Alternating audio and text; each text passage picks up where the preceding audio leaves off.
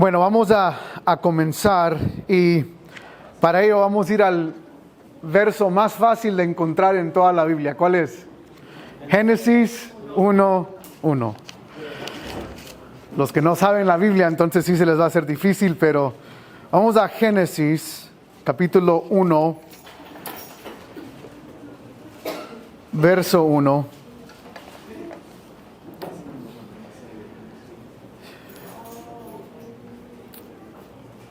Y yo lo voy a leer, dice la palabra del Señor. En el principio creó Dios los cielos y la tierra. Muy simple pasaje. Muchos de nosotros tal vez lo sabemos de memoria, pero el pasaje tiene ciertas implicaciones o ciertas verdades. Y el día de hoy vamos a estudiar los primeros dos atributos de Dios que tienen que ver con la eternidad de Dios, que no voy a pasar mucho tiempo ahí porque creo que la mayoría de nosotros entendemos el concepto de eternidad, específicamente cuando es relacionado con Dios.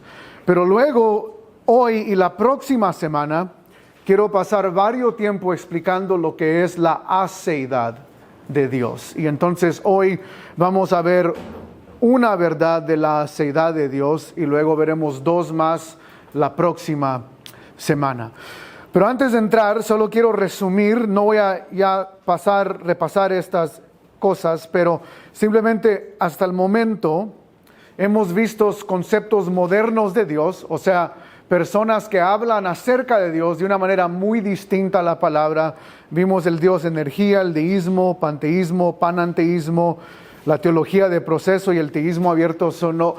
Tal vez a través de esta serie haya referencia específicamente al teísmo abierto, pero esto ya lo vimos, ya lo expliqué. Hemos visto conceptos modernos. Y la semana pasada vimos tres fundamentos claves y quiero recordárselos, que cuando hablamos de los atributos de Dios, por un lado hay cosas que vamos a comprender y hay cosas que no vamos a comprender, que es la primera verdad. Hay cosas de Dios que son comprensibles y hay cosas que son incomprensibles. Vimos también que bajo los atributos de Dios hay dos categorías fundamentales. Ese es el segundo fundamento. Hay atributos comunicables. Los atributos comunicables son los atributos que Dios comparte con nosotros. Dios es amor, yo puedo expresar amor. La diferencia es, el amor en Dios es perfecto porque Él es amor y yo no reflejo un amor perfecto. O sea, esa es la distinción ahí aún entre el Creador y su creación.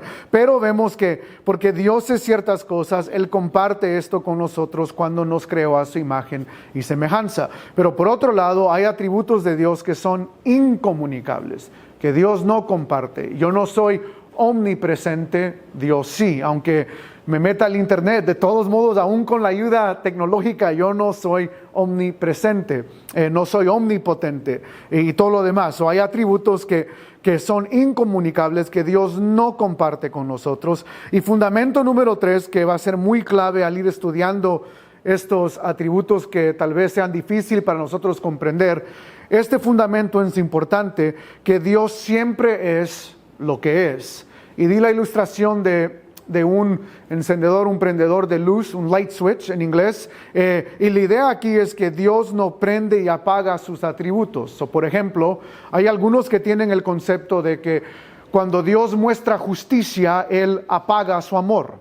O cuando muestra su amor, Él apaga su justicia. Y lo que la Biblia presenta, como vimos la semana pasada, y vamos a regresar a ese verso hoy, cuando Moisés le pregunta a Dios cuál es tu nombre, Él dice, yo soy quien yo soy. Y la idea es que Él es lo que siempre es. Dios no apaga un atributo para mostrar el otro. La justicia y el amor de Dios, ambas son reflejadas cuando Dios muestra justicia, no es aparte de su amor, y cuando Dios muestra amor, no es aparte de su justicia. Esa es la idea ahí, que Dios no prende ni apaga sus atributos. Ahora, esto fue lo que vimos hace unas semanas atrás. Génesis 1:1 nos presenta de nuevo los primeros dos atributos que quiero ver en esta noche, que es la eternidad y la aceidad de Dios. Y Génesis 1:1 dice, en el principio creó Dios los cielos y la tierra. Ahora, La pregunta del ateo, la pregunta del escéptico es la siguiente: ¿quién creó a Dios? Vemos que la Biblia presenta a Dios como el que crea al mundo, pero la pregunta que el ateo hace a nosotros es, o el escéptico, aquel que está tratando de buscar la verdad, hace una pregunta similar al ateo. El ateo no quiere creer en Dios. El escéptico dice, yo necesito suficientemente evidencias para creer. Pero ambos hacen esta pregunta. Dios creó al mundo, yo estoy bien con eso, te lo acepto en un caso, pero dime quién creó a Dios. Y la primera respuesta es en Génesis. De nuevo, en el principio, es decir, antes de que existiera algo, ya existía ¿quién? Dios. En el principio, vemos que hay algo de acuerdo a Génesis. Yo solo voy a dibujar un círculo, pero la idea es que desde el inicio hay alguien, y es Dios. Antes de que hubiera un mundo, antes de que aún hubiera luz, antes de que hubiera una creación, hay alguien detrás de esa creación. Y la idea, lo que asume Génesis 1 es que Dios es eterno. Ahora, ¿qué es entonces la eternidad? Lo pueden ver ahí en el slide en la pantalla. Yo se lo voy a leer y puse varios pasajes que afirman la doctrina de la eternidad de Dios. Pero la eternidad de Dios, la idea es que Dios no tiene origen ni comienzo. Él siempre ha existido. O sea, Dios es lo que es. Él siempre ha existido. Y de nuevo, cuando el ateo hace esta pregunta no es para alarmarnos a nosotros, no es para que nosotros nos asustemos. La idea es clara de que Dios es eterno, y por lo tanto algo que es eterno por definición no tiene inicio y no tiene final, simplemente es, no funciona en tiempo y espacio. Por ejemplo, Salmos 92 dice, antes que naciesen los montes y formases la tierra y el mundo, desde el siglo y hasta el siglo, tú eres Dios. O como la Nueva Biblia de las Américas lo pone, desde la eternidad hasta la eternidad, tú eres Dios, que es la palabra más adecuada para la traducción de esa palabra hebrea. No es siglos de edades en edades. La idea es que desde eternidad hasta eternidad, tú eres Dios. Dios es eterno. Y de nuevo, el punto de la eternidad es que por definición no tiene inicio. La pregunta esta es ilógica hacerla acerca de Dios, porque Dios es eterno. No es un ser creado, es un ser que existe, no tiene origen, simplemente es un ser que es. Isaías 57:15 dice, porque así dijo el alto y sublime que habita la eternidad y cuyo nombre es el santo. Y luego hay más que dice el texto, pero el punto, Isaías reconoce que Dios habita la eternidad, o sea, Él es eterno. O Apocalipsis 22:13 lo pone en manera poética, yo soy el alfa y la omega. El alfa, la primera letra del abecedario en el griego; omega, la última letra del abecedario en el griego. Nosotros diríamos de A a la Z. O sea, la idea es que Él es el alfa y el omega, el principio, el fin, el primero y el último. Son tres expresiones poéticas para decir Dios es eterno. De nuevo, no tiene origen, no tiene inicio. Para decirlo planamente, Dios no tiene fecha de nacimiento. Usted y yo tenemos fecha de nacimiento. Hubo un día en cuanto nosotros, ¿qué? Nacimos todos aquí, toda persona aquí, al más ancianito, para no decir viejito, al más joven, todos nosotros tenemos fecha de nacimiento. La mía es agosto 11 del 2005. Hermanos, ¿por qué se ríen? No, no, soy joven, no se crean, no es 2005, pero por ahí va la cosa. Pero esta es la idea, nosotros tenemos fecha de nacimiento. Hubo un inicio en nuestro existir. Dios no tiene fecha de nacimiento, Él no tiene un inicio. Dios simplemente es porque Él es eterno. Novaciano o Novation en inglés, un padre de la iglesia primitiva, dice: Dios no tiene origen. O Tozer en su libro de los atributos dice: Dios es el origen que no tiene origen, el inicio que no tiene inicio. De nuevo, parte de la respuesta a esta pregunta es: ¿quién creó a Dios? Respuesta: nadie, porque Él es eterno. De nuevo, la pregunta no debería de asustarnos. Es una falacia lógica de tratar de poner a Dios en una categoría que solo le corresponde a la creación. El mundo tuvo un inicio. Los humanos tuvieron un inicio. Las especies, las plantas, el universo mismo tuvo un inicio. Aún la teología o el estudio, del universo ha cambiado en los últimos siglos, donde antes decían que el universo vino en la nada. Ahora muchos científicos están de acuerdo, porque la evidencia es suprema en este caso, de que el universo tuvo un inicio, tuvo un comienzo. El debate es cómo comenzó, pero hace siglos atrás las personas decían: no, el universo no tuvo un inicio, y ahora es obvio aún científicamente que tuvo un inicio. Algo inició todo. El punto es que Dios no se revela así. No se revela como un ser que tiene un inicio. La palabra lo muestra como un ser que es eterno. Dios es eterno. Cuando alguien le pregunte a usted: ¿quién creó a Dios?, la respuesta es: nadie, porque Él es eterno. Y de nuevo, por definición, algo que es eterno no tiene origen ni comienzo, siempre ha existido. Ese es el primer atributo que yo quiero que nosotros entendamos, el atributo de la eternidad de Dios. Ahora, el segundo atributo es la palabra aceidad, que es una palabra que nosotros no estamos acostumbrados a escuchar. La aceidad de Dios. Y esta palabra viene de dos aspectos en el latín: a, que se refiere a de, y luego sei, acei. La aceidad de Dios de sí mismo. En otras palabras, Dios, y lo quiero escribir aquí, Él es lo voy a poner aquí: Dios es autoexistente, o existe de sí mismo.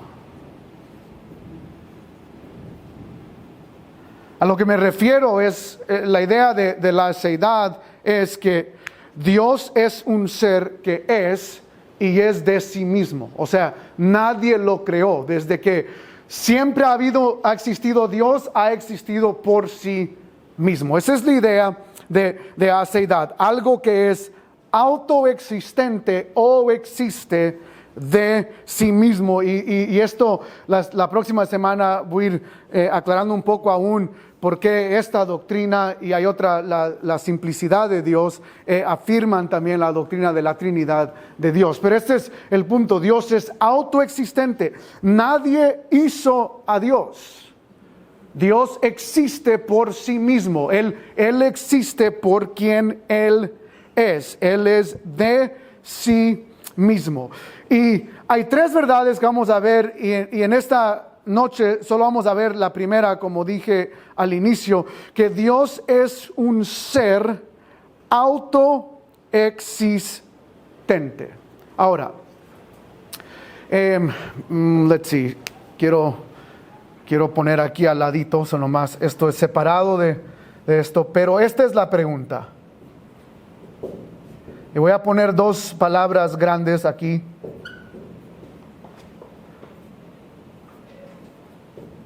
ontológico y acción. So, cuando hablamos de ser, ¿qué estamos hablando? ¿Qué estamos diciendo? Y hay dos maneras de ver ser. ¿Alguien sabe lo que es? Eso dice ontológico. Sorry, mi escribir no es a veces el mejor. ¿Alguien sabe qué es ontológico? Ontología. Ontología es el ser de una persona, lo que uno es. So, por ejemplo, se me hace muy interesante, hay un meme que debido a que vivimos en un mundo donde la gente se está cambiando su género y todo lo demás, hay un meme que vi hace unas semanas atrás, pero un meme, como se diga, donde ponen una foto de unos huesos y dicen excavadores 2000 años en el futuro hallando los huesos de una persona que se transicionó de género y diciendo, oh, fue mujer o fue hombre, aunque en la vida se transicionó su ser, sus músculos, su ADN, o sea, lo que podemos estudiar declara lo que esa persona es a pesar de su cambio, de su transición. Y no voy a entrar en si eso obviamente es pecado, pero mi punto es que el ser de una persona es lo que nosotros somos en esencia. Aunque yo quiera esconder mi masculinidad, al final, si tú tratas con mi ADN, eso es lo que va a revelar, que yo soy masculino. Si las hermanas, ustedes son femeninas, por más que uno trate de esconder eso o cambiar eso, ontológicamente es imposible. Hay una idea del ser ontológicamente y luego hay una idea del ser de acción, o sea, lo que uno hace. Que, por ejemplo, ha escuchado a alguien decir, yo soy plumero. Técnicamente no es plumero, su oficio es ser plumero. ¿Sí entienden la distinción? Ontológicamente esa persona es lo que su ADN, lo que revela de él, pero lo que él hace no necesariamente refleja lo que esa persona es. Pero a veces nosotros hablamos de esa manera.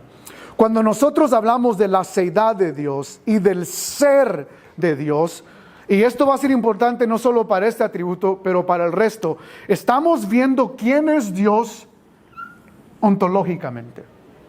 En su ser, quién es Dios. No en lo que hace, no en las acciones que describen a Dios, porque a veces las acciones que describen a Dios no necesariamente reflejan quién Él es ontológicamente. Un ejemplo breve. Los salmos dicen que Él es nuestro escudo. Eso significa que cuando yo leo un salmo que habla de características de acción o de una manera metafórica, que cuando yo piense en Dios ontológicamente yo diga, oh, voy a dibujar a Dios y empiece a dibujar un escudo. ¿Cuál es el problema con eso?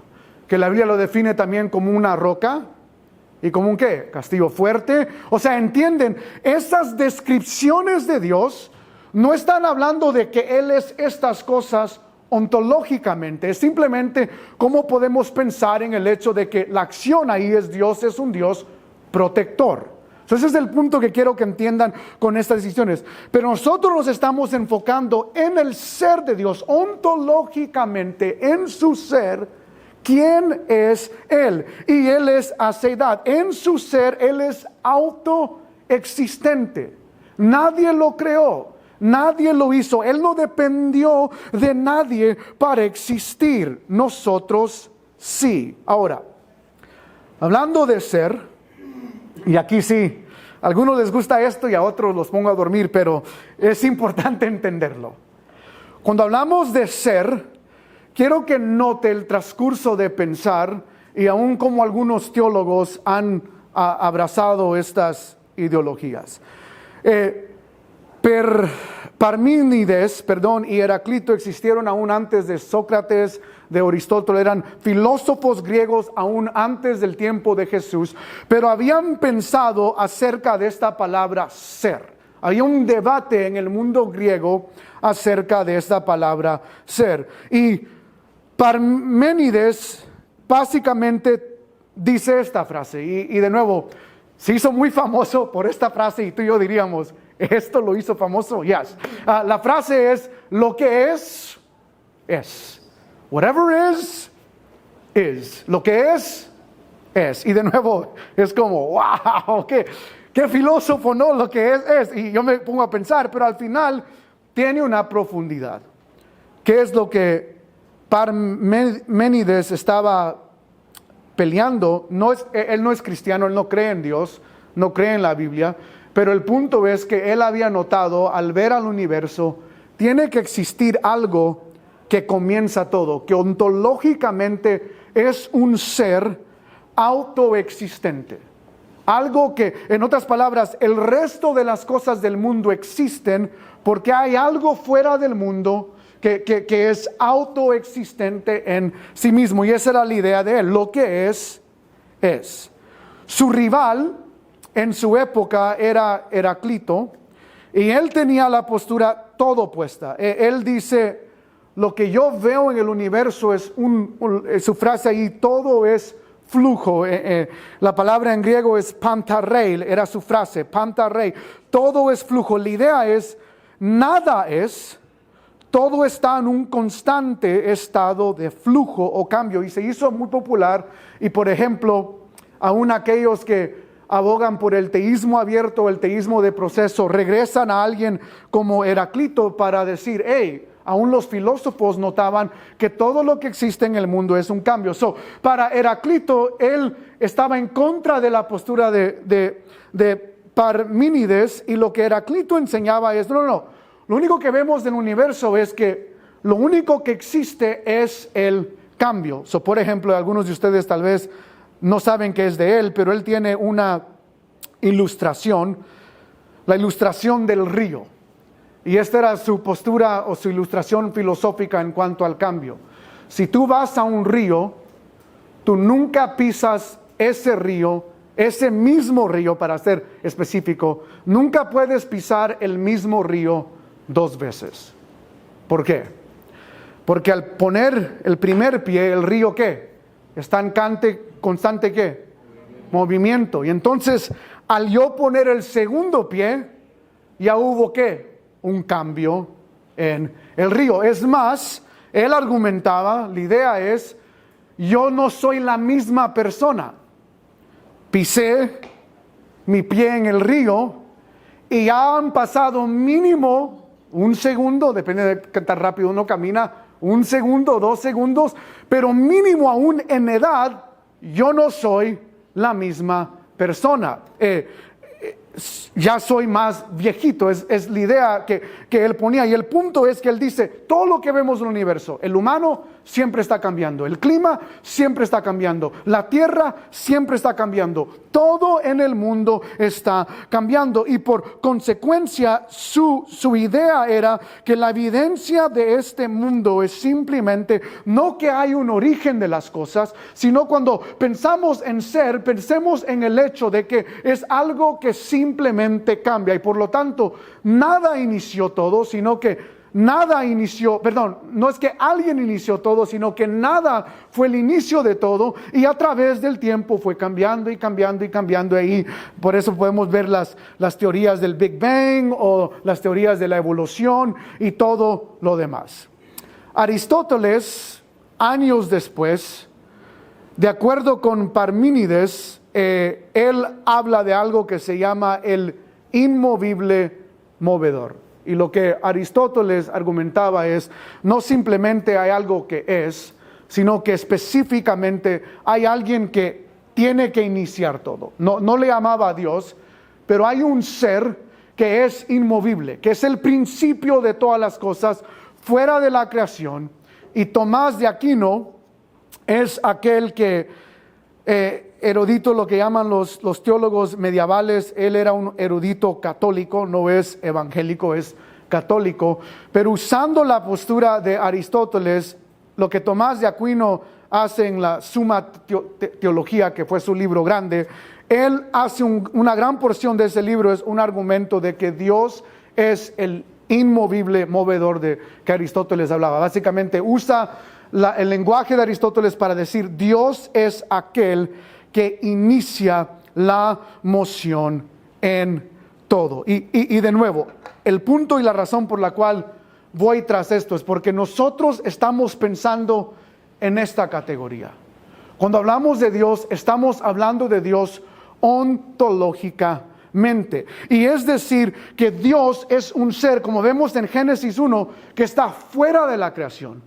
Que todo existe, todo está en moción, para usar el término de Tomás de Aquino, todo está en moción porque hay un ser que es autoexistente en sí mismo que inició todo. De nuevo, para darles un ejemplo, tú y yo necesitamos a dos personas para existir, a mamá y a papá. Todos nosotros, ya sea que crecimos con ellos, los conocimos, tal vez alguien aquí que fue adoptado o fue abandonado, pero todos nosotros tenemos un inicio. Biológicamente dependemos de dos personas que por ellos existimos nosotros. Dios no es así. Dios es un ser distinto a nosotros en el hecho de que Él es autoexistente. Dios no necesita de nada ni de nadie para existir. Por ejemplo, y esto es lo que a mí me impresiona del mundo del ateísmo, porque esta es la idea aquí. Si yo agarro mi teléfono de iPhone y empiezo a abrirlo, o sea, si lo rompo y lo abro, dentro de mi teléfono voy a ver componentes, voy a ver diseño, voy a ver chips y cosas que hacen cosas que ni yo entiendo, que hacen que este teléfono funcione. ¿Sabe lo que no voy a ver? Dentro de ese teléfono no voy a ver a Steve Jobs, al que inventó el iPhone. Ahora, lo ilógico es yo investigar este teléfono y simplemente decir, bueno, el teléfono parece que hace cambios y por lo tanto nada hizo este teléfono, pero existe porque existe. Pero lógicamente lo que puedo ver es que alguien, aunque no está Steve Jobs ahí, lo que yo puedo ver es que hay un diseñador. Que hay alguien, un ser inteligente fuera del teléfono. Él no está dentro del teléfono, pero la evidencia de que este teléfono tuvo diseño es una evidencia de que hay un ser fuera del teléfono que lo hizo, que lo compuso. Y esa es la idea con Génesis 1:1, que fuera de la creación, si esta es la creación, el universo, el mundo, como quieramos imaginarlo, si esta es la creación, fuera de la creación hay un ser autoexistente que depende en sí mismo, que ha creado al mundo entero. Y de nuevo, el punto aquí es que tú puedes decir pero ¿dónde está Dios? Dios no habla conmigo. Y Dios, si Dios, y algunos piden esas señales, no, es que para yo creer en Dios, X cosa tiene que suceder. Y Dios dice, mira la creación, ve la evidencia.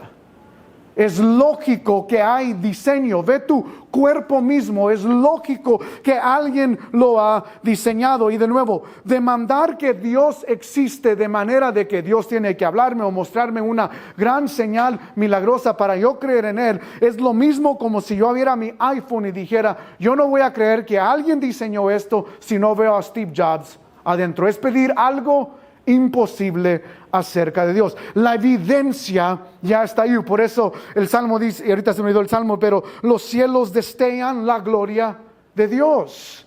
O sea, la misma creación habla, revela, destella la gloria de Dios. O Romanos 1 que aclara que nadie puede decir que no sabía que Dios existía, Por el simple hecho no lo pueden decir porque el mismo universo revela. El sol, la luna, las estrellas nos demanda a nosotros preguntarnos ¿quién puso esas cosas ahí? Y la respuesta es un Dios autoexistente fuera de su creación. Cuando hablamos de la aceidad de Dios, la primera verdad que quiero ver en esta noche es el hecho de que Dios es autoexistente. Y de nuevo, en estas 3 semanas vamos a ver tres verdades. Hoy vamos a enfocarnos en esta única, pero Él es autoexistente, Él es necesario. Y esta la veremos la próxima semana. Y Él es autosuficiente. Son estas 3 verdades que revelan la aceidad de Dios. Él es un ser autoexistente, necesario. La idea es que necesita existir para que el resto exista, un poco de lo que hablé ahorita con Tomás de Aquino. Y en tercer lugar, es un ser autosuficiente. Pero ahí está la definición. Dios simplemente es. Nadie lo creó y no depende de nadie para existir. Isaías 43, verso 10, dice: antes de mí no fue formado otro Dios, ni después de mí lo hará. Y de nuevo, la evidencia, y hay varios pasajes que veremos, pero la evidencia de la aceidad de Dios como autoexistente. Dios dice: antes de mí no fue formado otro Dios. ¿Quién creó a Dios? Nadie. Nadie lo formó. No hubo un antes, porque este es el punto, hermanos. Este es el punto que Aristóteles argumentaba. Si alguien creó a Dios, entonces ese Dios es el primer ser que existe. Ese es el punto. Y si alguien creó a ese Dios, entonces, ¿se entienden? O sea, regresamos. Pero el punto de Aristóteles es que tenemos que llegar a un punto donde hay un ser que inicia todo que nadie creó. Y la Biblia nos da la definición de ese ser, y lo vemos aquí. Antes de mí no fue formado otro Dios, ni después de mí lo hará. ¿Por qué? Porque Él es eterno, porque Él es autoexistente, Él es AC, Él es de sí mismo, no depende de nada, no depende de nadie. Dios simplemente es, nadie lo creó. Ontológicamente Él es un ser eterno, Él es quien Él es. Y para ello quiero regresar, vaya conmigo a Éxodo capítulo 3, para regresar a donde empezamos, o vimos este pasaje la semana pasada. Pero Éxodo capítulo 3, y si alguien puede leer los versos 13, yo nomás puse en la pantalla el verso 14, pero si alguien puede leer el verso 13 y 14. Dijo Moisés a Dios: he aquí que llego yo a los hijos de Israel, y les digo: el Dios de vuestros padres me ha enviado a vosotros. Si ellos me preguntaren: ¿cuál es su nombre?, ¿qué le responderé? Y respondió Dios a Moisés: yo soy el que soy. Y dijo: así dirás a los hijos de Israel: yo soy, me envió a vosotros. Ok, gracias. Y de nuevo voy a, en vez de borrar esto, voy a... let me just flip this. Esta palabra yo soy en el griego es hayá, que básicamente es ser. Es el verbo para ser. La idea es, de nuevo, Dios es quien Él es. Yo soy quien yo soy. Y está en un verbo presente, es decir, Dios siempre es lo que es. Y por eso dije, la tercera verdad es reconocer que Dios es lo que es. Él no apaga un atributo para hacer el otro. Quiero leerles algunas definiciones aquí acerca de esto. MacArthur dice: el nombre, este nombre Yahweh, yo soy, que viene de este verbo hayá. MacArthur dice: el nombre indica que Dios es y da voluntad para ser. El nombre implica que no tenía principio que no tendrá fin y está siempre presente. El nombre también implica que su ser se deriva de su propia autodeterminación para ser y ser lo que es, así que Él es eternamente quien y lo que es. Y de nuevo es una manera de decir la autoexistencia de Dios. A.W. Tozer lo pone de esta manera: yo soy implica ser autoexistente. El hecho verdadero de que Dios es Dios indica que Dios no está compuesto por nada. Dios simplemente es lo que es. Y esta es la idea. En el verso 13, Moisés hace la pregunta a Dios.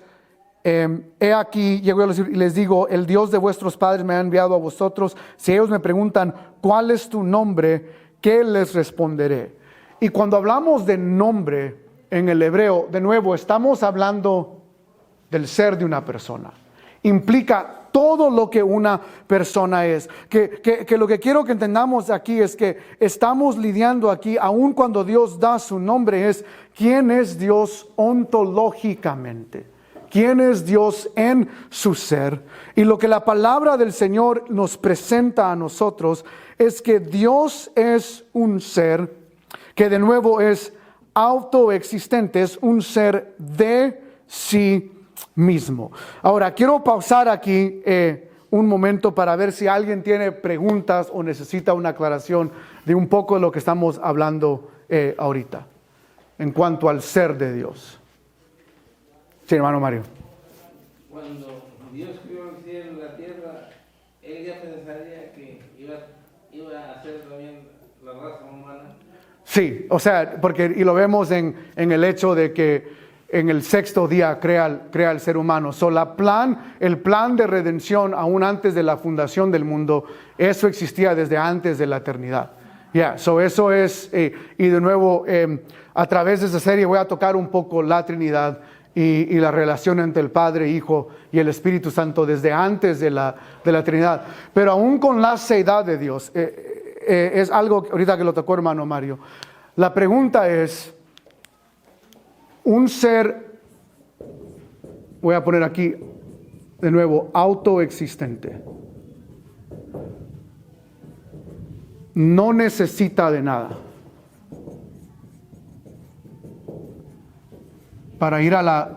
Para expandir un poco la pregunta de nuestro hermano, un ser que no necesita de nada, la pregunta es, ¿por qué nos creó?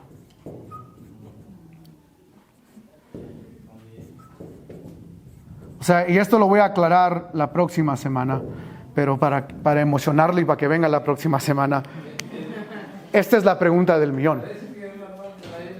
Sí. Un día, no sé si leían la Biblia o Ajá. se había arrepentido de haber hecho la raza humana. Sí, y esto lo vamos a ver con la impasibilidad. Hay varios pasajes. El primero creo que es en Génesis 6, con el arca de Noé, donde Dios dice que Él se arrepintió de haber creado la humanidad por el pecado. Y eso lo vamos a ir estudiando en cuanto a si Dios realmente siente emociones.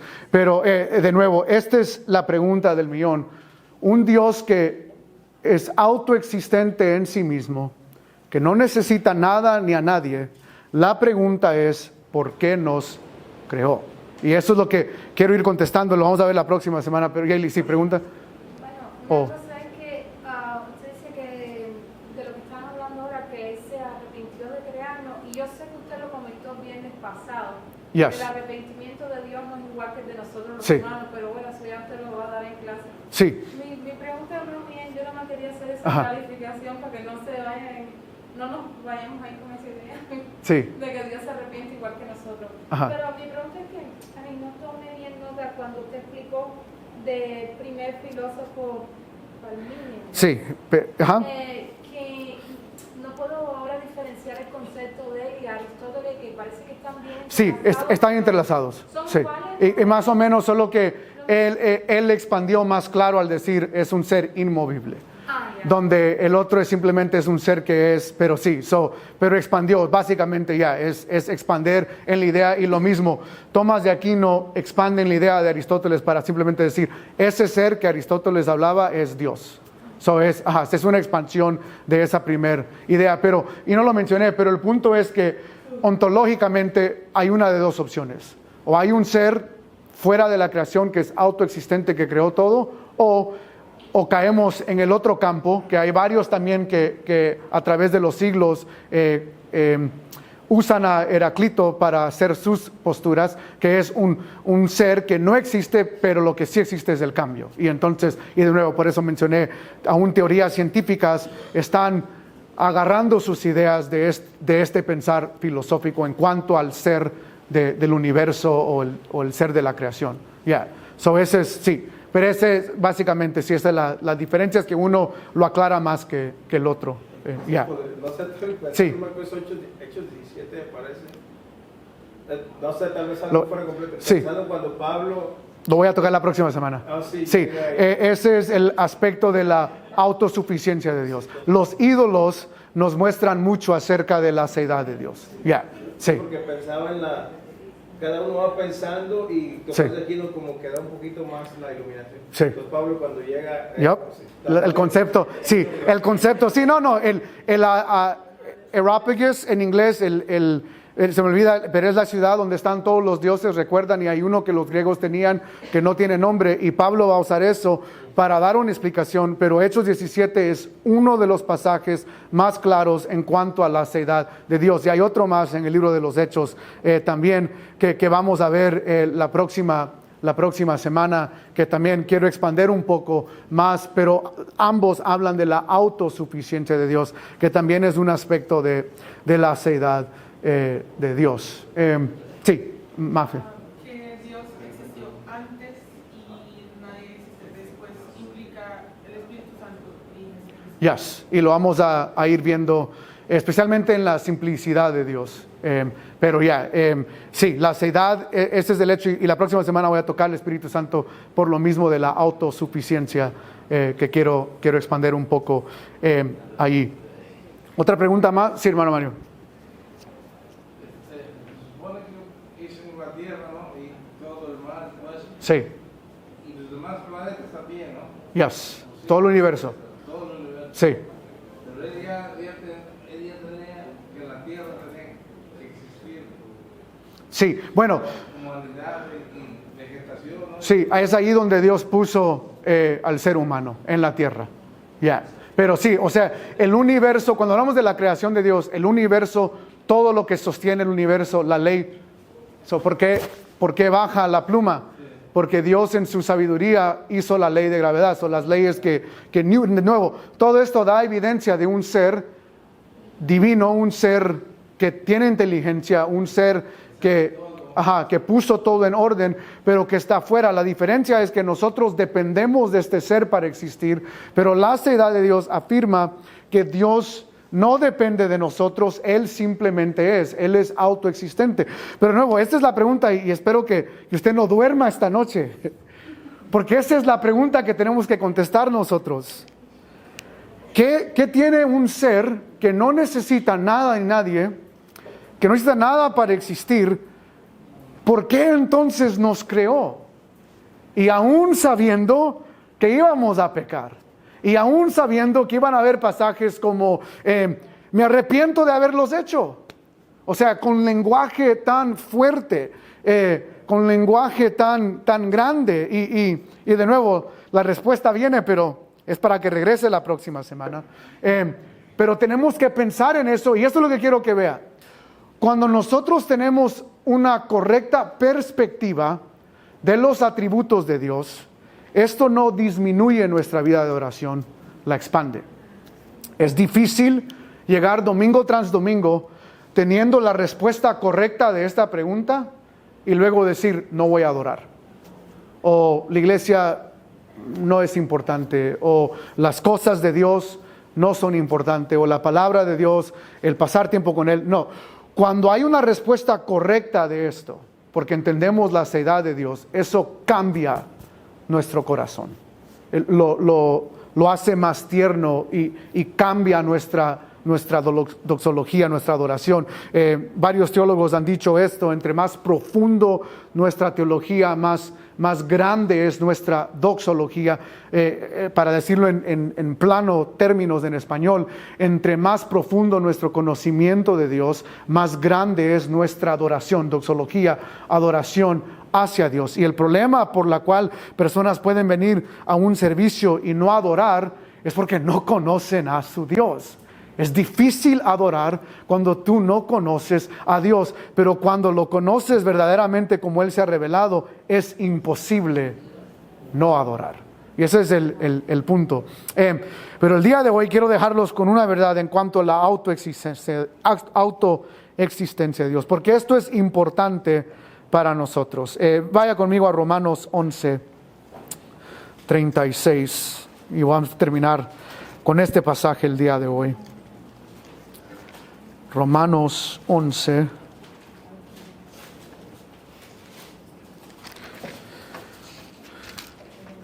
La autoexistencia de Dios, que nos revela acerca de nosotros mismos. Si alguien puede leer Romanos 11:36. Porque de Él, y por Él, y para Él, son todas las cosas. A Él sea la gloria por los siglos. Amén. Ok. 3 palabras que vemos aquí. Las voy a poner abajo en cuanto a la autoexistencia de Dios. Está de Él,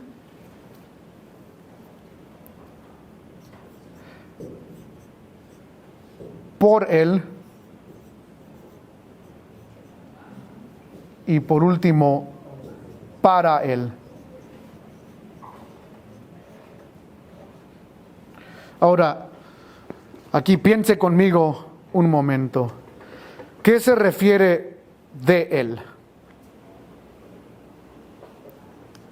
Cuando decimos,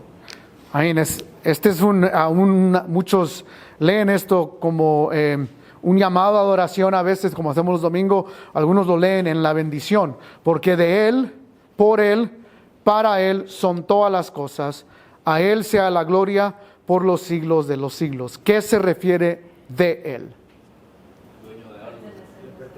Pertenecer, sí, en cuanto, pero dice de Él, por Él y para Él son ¿qué? Todas las cosas. Cuando hablamos de Él son todas las cosas, ¿a qué se refiere? Creo que le moví aquí o se fue la luz, no sé. Es ok, ya de todo modo no vamos a ver ese slide. Pero ¿qué se refiere de Él? Que sí, ¿qué de la creación? Dios creó todo, de Él vienen todas las cosas. Yes, de Él. Él es la fuente de nuestra existencia. Para decirlo de otra manera, si no hay Dios, no hay ¿qué? ¿Qué no hay? No hay nada. Hermanos, nada existiría. De nuevo, para regresar a la pregunta, ¿quién creó a Dios? Nadie. ¿Cuál es la evidencia? Él es eterno. Pero la segunda evidencia es Él es aceidad. Y Romanos lo pone más claro. Si Dios no existe, nada existe. De Él son todas las cosas. Él es el inicio de todas las cosas. Él es la fuente de todas las cosas. De Él es que existe. Nosotros existimos porque es de Él. O sea, en ese sentido, Él es la fuente de nuestra existencia. Pero el pasaje no solo dice de Él son todas las cosas, en el sentido de que porque Él existe, todas las cosas existen. La idea también es por Él son todas las cosas. Él no es solo la fuente de nuestra existencia, sino el medio o la razón por nuestra existencia. Y de nuevo, el punto aquí no es simplemente que Dios como autoexistente crea un mundo, pero crea un mundo y existe el mundo por Él, en el sentido de que aún el mundo sigue siendo sostenido porque Dios existe. Y si Dios no existe, lo que habría en este mundo, hablando de leyes de gravedad, aún estudia, algunos no quieren estudiar y lo entiendo por la edad, pero si haces una investigación o pídele a Siri o a, no sé cómo se llaman los de Android y todo, pero pídele a la ayuda artificial que te ayuden y te digan, hey, ¿por qué la Tierra puede rotar y existir? ¿Y por qué puede existir vida en la Tierra? Y Google te va a decir, por la distancia del Sol hacia nosotros, a diferencia de otros planetas, te va a decir por el axis de cómo la Tierra rota, nosotros no nos vamos de un lado o de otro lado. ¿Quién hizo eso? Es aquel que por él existen todas las cosas. O no es simplemente que todo existe de él, de la fuente, sino que todo existe por él. Él es el medio, la razón. Todo lo que está sostenido en este mundo es por causa de él. Pero aquí está el punto. La aplicación del texto. Al yo entender esto, que yo existo porque él existe, el pasaje dice, y para él son todas las cosas. Él es la meta de nuestra existencia. En otras palabras, cuando yo tengo un entendimiento adecuado de que yo existo de Él y yo existo porque Él lo quiso, de nuevo, para regresar a esta pregunta, ¿por qué Dios nos creó? ¿Qué tiene un Dios?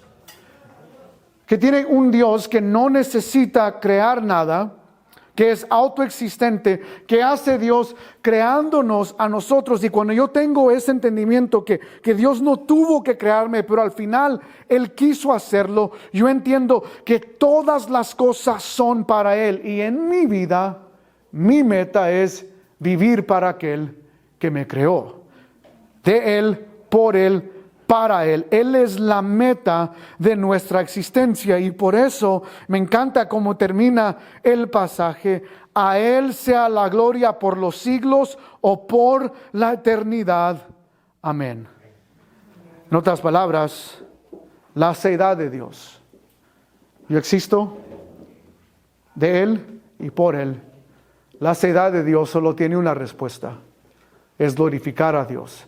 Es alabarle a Dios. Es mi vida es para Él. Si Dios no existiera, si por Él el mundo no se sostuviera, yo no estaría aquí. Pero porque es de Él y por Él, la única respuesta que yo puedo darle a un Dios de aceidad, a un Dios autoexistente que ha creado todo, es mi adoración.